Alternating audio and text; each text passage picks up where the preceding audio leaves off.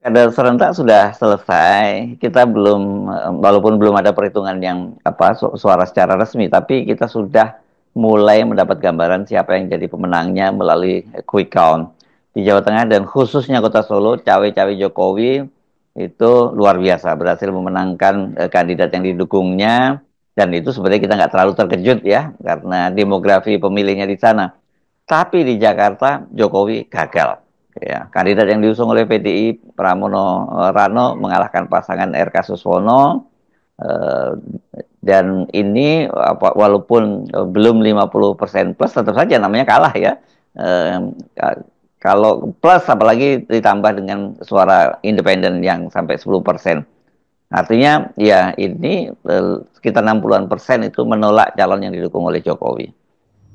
Memang kita harus baca Jakarta itu sebagai pusat gravitasi politik Indonesia. Artinya dengan fakta bahwa rakyat Jakarta tidak memilih calonnya Jokowi itu penanda sekaligus penunjuk bahwa keadilan yang diinginkan oleh rakyat Jakarta itu juga adalah keadilan yang diinginkan oleh Indonesia. Kira-kira itu maknanya tuh.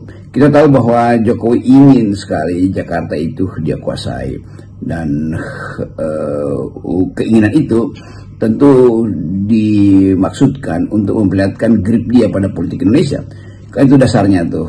Dan sejumlah aktivitas sudah dirancang dari awal, dielulukan supaya pasangan Jokowi itu tampil sebagai pemenang.